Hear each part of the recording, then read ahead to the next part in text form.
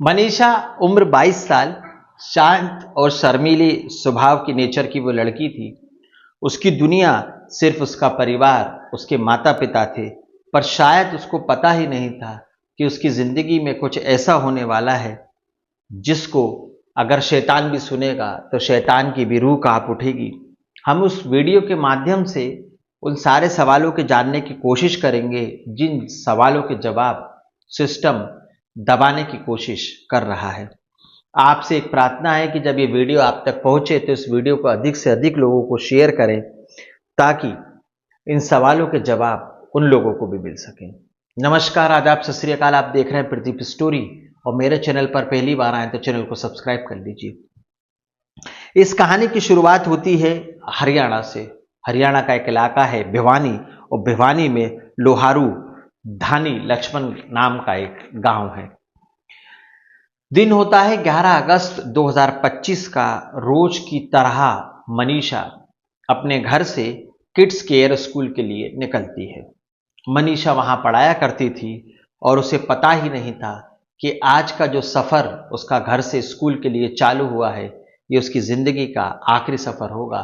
शायद वो कभी वापस ही ना आ पाए। उस दिन दोपहर के 2 बजे वे स्कूल से निकली और पास के नर्सिंग होम में दाखिला उसे लेना था, तो दाखिला लेने के लिए वो वहां चली गई और पिता ने जब उससे बात की तो उसने आखिरी बार अपने पिता से बात की थी। एक फुटेज इस बात का गवाह है कि सुबह से जब मनीषा अपने घर से निकली थी तो वो स्कूल गई थी और वहां से कॉलेज में एडमिशन लेने के लिए गई थी। पर सुबह से दोपहर हो गई, दोपहर से शाम हो गई, शाम से रात हो गई, मनीषा अपने घर पर वापस नहीं लौटी। जब वो घर पर वापस नहीं पहुंची तो जाहिर सी बात है, लाजमी है पिता की चिंता होना। पिता को चिंता होती है और जो उसके दादा होते हैं उनको भी इस बात की खबर मिलती है। दादा बस स्टॉप पहुंचते हैं और वहां से मनीषा जो रोज जिस बस में जाया आया करती थी उस बस वाले से पूछते हैं। वो कहता है कि स्कूल से कॉलेज के लिए मनीषा बैठी थी और कॉलेज पर उतर गई और इसकी ज़्यादा मुझे कुछ नहीं मालूम। दादा सोचते हैं कि वे घर चलो, शायद थोड़ी बहुत देर में घर वापस आ जाए, किसी काम से कहीं चली गई होगी। 7 बज जाते हैं शाम के, मनीषा घर पर वापस नहीं आती है। फिर मनीषा के दादा मनीषा के पिता को बताते हैं। पिता का नाम संजय होता है। वो संजय को फोन करते हैं और बताते हैं कि मनीषा सुबह की गई है, मैं बस स्टॉप पे भी गया था, बस वाले ने बताया कि स्कूल से बैठी और कॉलेज पे उतरी पर अभी तक घर नहीं आई है। मनीषा के पिता उसे फोन लगाते हैं और फोन वहां से रिसीव होता है और 20 सेकंड तक फोन चालू रहता है। पर इत्तेफाक देखिए या कोई घटना के पीछे की कहानी देखिए, दूसरी तरफ से कोई बोलता नहीं है। संजय को लगा, जो मनीषा के पिता हैं, कि कुछ ना कुछ तो गलत हुआ है। वो बिना समय गंवाए लोहारू बस स्टैंड पहुंचते हैं और वहां से सिगनी पहुंचते हैं और यह जानने की कोशिश करते हैं कि आखिर हुआ तो हुआ क्या। Ideal international school nursing college वो पहुंचे और गार्ड से पूछा कि भाई मनीषा नाम की कोई लड़की यहां पर आई थी क्या? तो गार्ड ने कहा कई लड़कियां आती हैं, नाम से बताना मुश्किल है। पिता ने फोटो दिखाई तो गार्ड ने फोटो देखकर मना कर दिया और बोला ऐसी लड़की तो मैंने नहीं देखी। अब ये कहानी 3 लोगों पर आकर टिक जाती है। वो 3 लोग कौन थे? रिसेप्शन पर 3 लोग बैठे हुए थे। उन्होंने शराब पी रखी थी। जब मनीषा के पिता संजय ने कहा कि सीसीटीवी फुटेज दिखाइए, वो अपने चाचा के साथ भी गए थे तो उन्होंने दिखाने से मना कर दिया। वो लोहारू आते हैं, वहां की लोकल पुलिस से बोलते हैं, पुलिस को साथ में लेके जाते हैं, पर उन्होंने पुलिस के सामने भी सीसीटीवी फुटेज दिखाने से मना कर दिया और बोला कि जब तक कि ऊपर की अथॉरिटी परमिशन नहीं देगी हम आपको फुटेज नहीं दिखा सकते। 11 अगस्त की घटना थी। अब 12 अगस्त का दिन आ गया। दोबारा पुलिस स्टेशन पहुंचे। पूरा दिन टाल मटोल करने के बाद एएसआई शकुंतला, जिन्होंने उनकी रिपोर्ट लिखी, और वो उनके संग आइडियल इंटरनेशनल नर्सिंग कॉलेज पहुंची।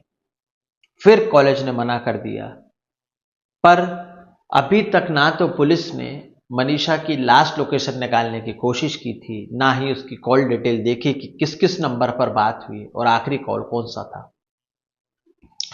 11 अगस्त से 12 अगस्त का दिन आ गया, 12 अगस्त से 13 अगस्त का दिन आ गया। मनीषा के पिता संजय जो थे, उनके पास एएसआई शकुंतला का फोन आता है और वो कहती है कि नहर के पास एक लाश मिली है, लाश लड़की की है, कहीं ऐसा तो नहीं कि अपनी बच्ची, आपकी बच्ची मनीषा की लाश हो, आप शिनाख्ती के लिए आ जाइए। नहर आइडियल इंटरनेशनल कॉलेज से 1 किलोमीटर दूर था। संजय पहुंचे तो देखा बॉडी मनीषा की थी, आंखें गायब थी, चेहरे पर चोट के निशान थे। संजय का रो रो कर बुरा हाल हो जाता है, भीड़ इकट्ठा हो जाती है, मीडिया पहुंच जाती है, पुलिस पहुंच जाती है, पर आखिर सवाल ये था कि ये किया तो किया किसने। बॉडी को पोस्टमार्टम के लिए भिवानी के सिविल अस्पताल में पहुंचाया जाता है। अब पोस्टमार्टम रिपोर्ट में ना तो रेप आता है और ना ही मर्डर की पुष्टि होती है। फिर मेडिकल रिपोर्ट ऊपर भेजी जाती है और ऊपर जब भेजते हैं तो डॉक्टर कुंदन मित्तल ने अपनी एक ओपिनियन दी, एक राय दी। उन्होंने ये बोला कि हो सकता है कि किसी जानवर ने इस घटना को अंजाम दिया हो, पर रेप और मर्डर की पुष्टि नहीं होती है।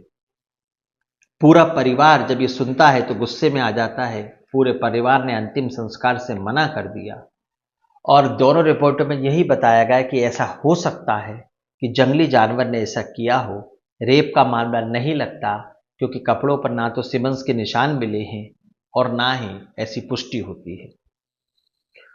पूरा परिवार आक्रोश में था, लोग आक्रोश में थे। जिसने भी घटना सुनी वो गुस्से में था और वो परिवार ने कहा कि जब तक कातिल नहीं पकड़ा जाता है हम अंतिम संस्कार नहीं करेंगे। 11 अगस्त को घटना होती है और फिर 18 अगस्त का दिन आ जाता है। फिर पुलिस एक नई खुलासा करती है। पुलिस कहती है कि हमें एक सुसाइड नोट मिला है जो मनीषा ने लिखा है। अब सवाल ये उठता है कि जब घटना 11 अगस्त को हुई तो 7 दिन बाद पुलिस ने सुसाइड नोट ओपन क्यों किया? 7 दिन तक पुलिस सुसाइड नोट का क्या कर रही थी और इतने दिनों बाद उसका खुलासा क्यों किया? इंसाफ की मांग उठती है और कहा जाने लगता है कि सारे घटना के पीछे कोई ताकतवर आदमी है, कोई पहुंच वाला व्यक्ति है जो उस पूरे मामले को दबाने की कोशिश कर रहा है और मनीषा के कत्ल को, रेप को एक दुर्घटना बताने की कोशिश कर रहा है। मनीषा का फिर तीसरी बार पोस्टमार्टम पीएमएनसी होता है, एम्स में कराने का आश्वासन सरकार देती है। पुलिस की कार्रवाई पर तो शुरू से ही सवाल उठ रहे थे। ना तो पुलिस ने सीसीटीवी फुटेज को देखने की कोशिश की, ना आसपास के इलाकों के सीसीटीवी फुटेज देखे, ना मनीषा की आखिरी कॉल डिटेल निकाली, ना ही ये जानने की कोशिश की कि मनीषा की सबसे ज्यादा किस नंबर पर बात होती थी और आखिरी बार उसने किससे बात की। जानवर के हमले का हवाला देकर इस केस को आगे बढ़ा दिया गया। ये कैसे संभव है कि कोई जानवर सिर्फ चेहरे ही चेहरे पर हमला करे? ना शरीर के कपड़े फटे, न शरीर के कहीं पर चोट के निशान, न खरोच के निशान थे। ये कैसे हो सकता है? ये मान भी लिया जाए कि जानवर ने हमला किया तो पूरे शरीर पर कहीं भी जानवर की लार नहीं मिली, उसके थूक के निशान नहीं मिले, तो ये कहानी अपने आप में उलझती जा रही थी, एक गुत्थी बनती जा रही थी। अब जब कहानी को आगे बढ़ाया गया, जांच की गई, तो वहां पर गाड़ी के टायर के निशान मिले, शराब की बोतल मिली, उसको भी पुलिस ने जांच करना जरूरी नहीं समझा। बॉडी के पास जूती मिली जो अपने आप में एक शक पैदा करती है, एक सवाल खड़ा करती है। मनीषा की कॉल डिटेल ना निकालना जाना, लव एंगल की बात भी परिवार वालों ने मना की। सबसे बड़ी बात, भिवानी अस्पताल और रोहतक अस्पताल पीजीआई की पीएम रिपोर्ट अलग अलग है। एक रिपोर्ट कहती है कि बॉडी पर मिट्टी थी, एक रिपोर्ट कहती है बॉडी पर मिट्टी नहीं थी। एक बॉडी कहती है जानवर के द्वारा हो सकता है, एक रिपोर्ट कहती है कि चेहरे पर कुछ ज्वलनशील पदार्थ डाले गए। दोनों की रिपोर्ट अलग अलग, परफेक्ट किसी की रिपोर्ट नहीं। अब इस केस में जितने भी एंगल हैं वो सब खोखले हैं। लेटर घटना के 7 दिन बाद मिला, सीसीटीवी फुटेज नहीं देखे, कॉल डिटेल नहीं देखी, अभी तक इनमें से किसी भी सवाल का जवाब नहीं मिला है। क्या पुलिस सच पता कर पाएगी? क्या मनीषा को इंसाफ मिलेगा? क्या असली कातिल तक पुलिस पहुंच पाएगी, जान पाएगी असली वजह क्या थी कि बस लीपापोती कर कर इस केस को कुछ केस दिनों में बंद कर दिया जाएगा, कुछ लोगों का ट्रांसफर होगा, कुछ लोग सिस्टम से बदल दिए जाएंगे और ये क्या केस एक गुमनामी में ब्लाइंड मर्डर की तरह, अंधे कत्ल की तरह, अंधे केस की तरह, अनसुलझे केस की तरह बंद कर दिया जाएगा। ये घटना जो हुई मनीषा के साथ जो हुआ वो बहुत ही दुखद है।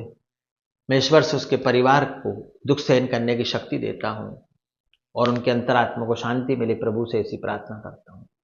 इस कहानी को सुनाने का उद्देश्य किसी का दिल दुखाना, किसी के अंतरात्मा को परेशान करना, किसी के मान सम्मान को ठेस पहुंचाना है, बल्कि आपको सावधान करना है, सतर्क करना है। सावधान रहें, सतर्क रहें, अपने और अपने परिवार का ध्यान रखें। बच्चे स्कूल जाते हैं, कॉलेज जाते हैं, उन्हें समय समय पर फोन लगाएं, जानने की कोशिश करें कि होनी अनहोनी उनके साथ ना हो जाए। आपकी थोड़ी सी सतर्कता, थोड़ी सी परवाह आपके बच्चे की जान बचा सकती है। कहानी अच्छी लगी तो लाइक करें, चैनल को सब्सक्राइब करें। अगली कहानी अगली वारदात में फिर मुलाकात होगी। जब तक के लिए राम राम, दुआ सलाम, जय हिंद, जय भारत।